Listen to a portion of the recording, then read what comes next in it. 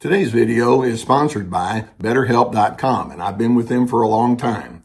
BetterHelp is an online platform where we found that you can effectively communicate with your therapist.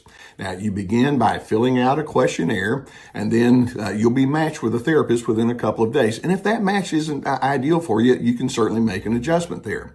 Now, you're going to be encouraged to journal, and also they have the availability for group therapy on a wide array of topics, and I really like that.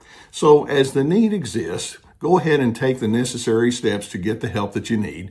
And just know that BetterHelp has a 4.5 rating on Trustpilot, so it indeed is a platform you can trust. There's a link below the video that will take you there.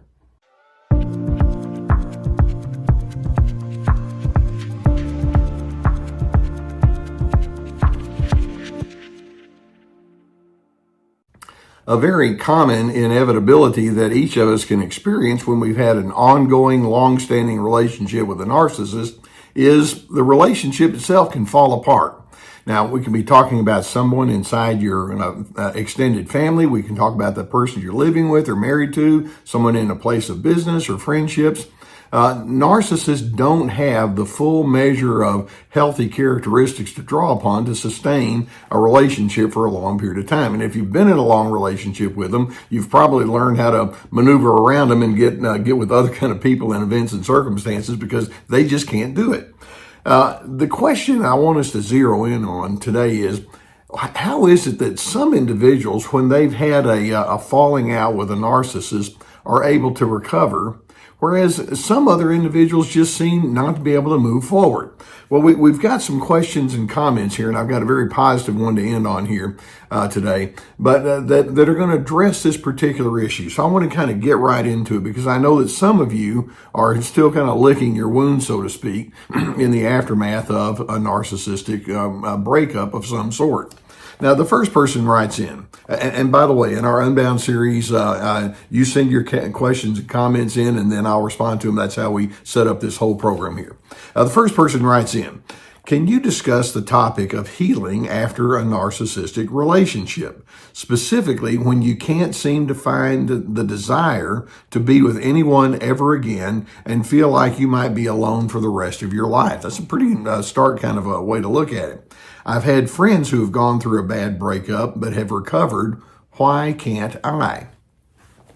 Now, in that little depiction, do you know the one word that I focus on that stands out more than any? And it's very simple. That's the word can't. To me, can't is a four-letter word, so to speak.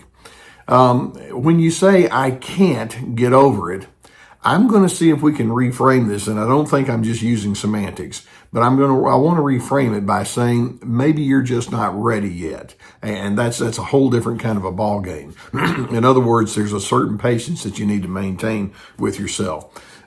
When you have had a narcissistic breakup, just like any other kind of situation, you're going to have a grief process that you go through. Now, very often we think of grief associated with the death of someone, and certainly that would be appropriate. But we also can have a grief processing when we have a major relationship that just falls apart.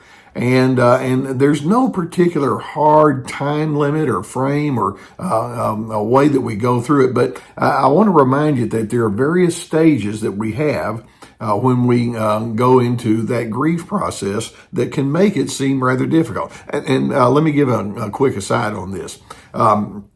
I've had way too many people who've had a bad breakup with a narcissist, and they've gotten involved with other individuals way too quickly, and they've kind of jumped in to try to solve their problems and put salve on their wounds when they weren't ready for it because they hadn't grieved properly. So it's important to give yourself permission to go through that. So when we talk about grief, before you can reconnect with other individuals, there are certain things you have to come to terms with. Now, recall that we have, in grief, we have an attitude of denial at times. I can't believe this happened. How many times have you said to yourself, this just makes no sense? I gave it my very best effort. I tried to bring reason and logic to it, and it just all fell apart. And in the denial mentality, you can have that question of, How does something like this happen?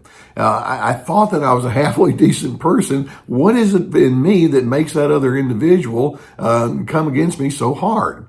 And there's a denial of the reality that says some people are just predestined, if you will, to be mean or to be caustic, or they are extremely limited. And so we want to break through some of that denial. It happened. It's true. It's reality. It's happened to a whole lot of other individuals. And now you're the person on the center stage.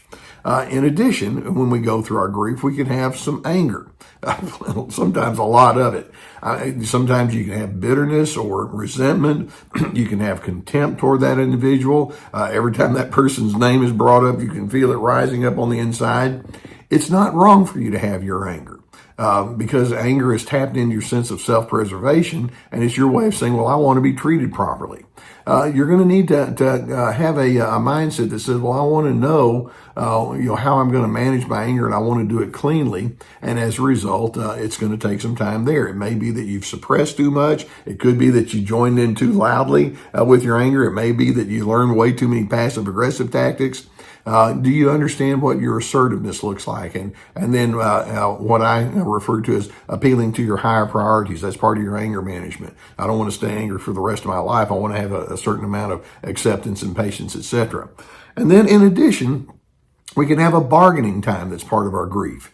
Where we think to ourselves, well, if I do this, can I get that instead? Or if I had done things a little bit different, would things have played out? And you keep going back and forth thinking, well, what does it take for me to be a happy person? And so in your bargaining, you're looking back and you're trying to figure out what did and did not go well. And sometimes you kind of get stuck on that. But in doing so, if you do it in a healthy kind of way, you can come up with some good determination about what that would look like.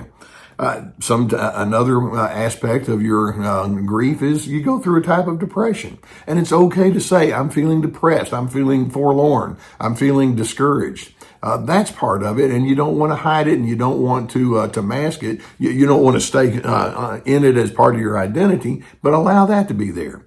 And then, of course, you can have a sense of acceptance. Okay, after I've surveyed all of this, then I realize it happened. I was part of it. Maybe I didn't handle myself perfectly in it, but I've learned a whole lot. What are the lessons that have been learned? Now, I've given that to you in a very quick little overview. Let's keep in mind that some people can go through the stages of grief a little bit more rapidly than others, depending on all sorts of variables. But the fact is, this is not something that's natural and that unflows out real quickly over time. Get some help. Have somebody sift it through with you, and don't put a time limit on you. Now, I've got another question, a person that wrote in. And this person says, can you speak, could you speak about how some people were raised to be codependent, but then turned into empathetic leaders with boundaries? Okay. Now, this is a situation where there's a family circumstance, apparently, where that individual learned to filter way too much of their sense of well-being through another individual. But then later on, breaking away from some of that, they decided, well, I'm going to take some of my sensitivities and I'm going to turn it into that as being my core ingredient. But at the same time, I'm also going to have healthy boundaries.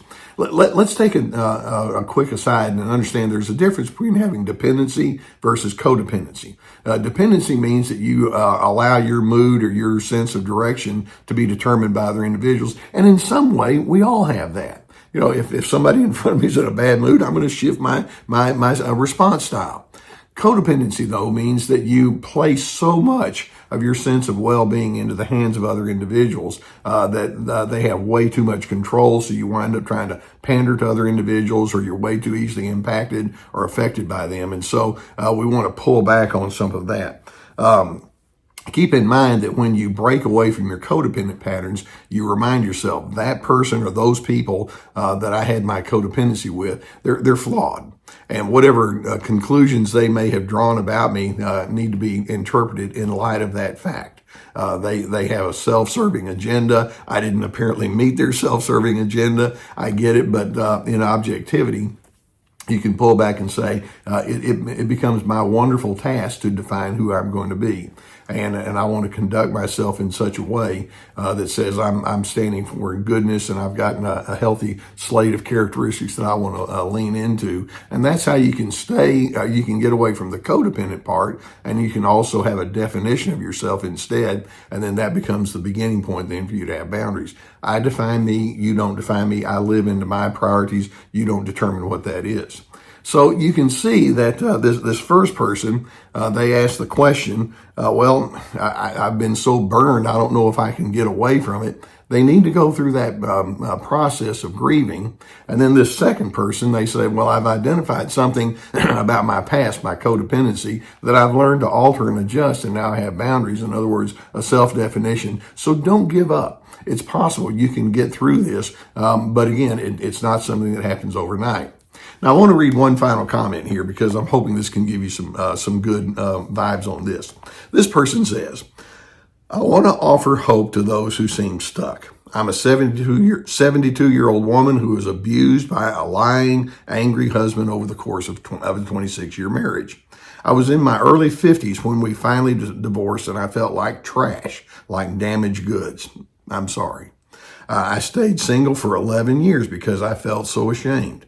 But finally, I branched out at the urging of friends and eventually came out of my shell. I'm now remarried to a man who also had a bad divorce, and we've become each other's safe person. And then this person says, it can happen.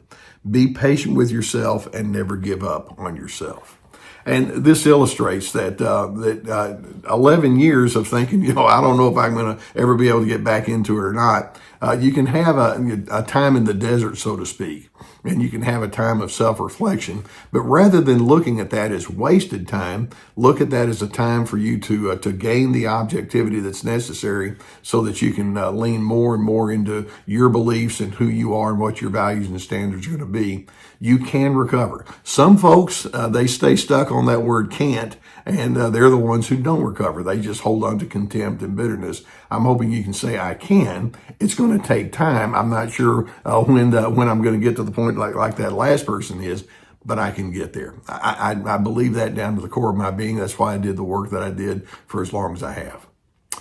So I hope that videos like this can give you some good insight about what you're dealing with. If you haven't already hit that subscribe button, I would encourage you to do so. Now, obviously, just as you listen to all of this, this implies that therapy and getting assistance from and guidance from someone who knows what they're talking about can help you out as you go through this process. You don't want to necessarily go through it all alone. We have a resource, the folks at BetterHelp.com. They have a link below our video here, and it can you can avail yourself to the licensed professional therapists that are a part of their roster. Please, if the need is there, get the help and invest in yourself. It's very well worth it. Now, in addition, I would invite you to go to my website. I have lots of resources on there. Primary upon among those, I have my courses. We have 4 of them. Each one of them has at least 25 teaching videos, and then each one has handouts and guided questions. I have one on anger games about how you can stay out of the trap of the anger that they want to pull you into, along with This Is Me, and that's about those boundaries that I'm talking about. We have a course called Free to Be, Finding Yourself Despite the Controllers in Your Life. Ready, Set, Connect, about how to have healthy connections. I've got several hundred articles inside the website that I've collected through the years. And then also webinars, which are 90-minute PowerPoint presentations, my books, etc. Some people say they can't change, and these are the ones who put handcuffs on themselves, so to speak. I believe that you can, but I also believe that you want to be realistic about the timing of it and just be patient with yourself. Allow yourself to go through the grief, do a lot of self-examination, and then recognize there's a healthy you in there that can come out, but you'll need to work at it and figure out, despite the inaccuracies that were given to you by that narcissistic person, there's a whole set of values and standards that you can build upon, and in doing so, you can be your best version of yourself. I believe that down to the core of my being, and I hope that's a mindset that you can take for yourself.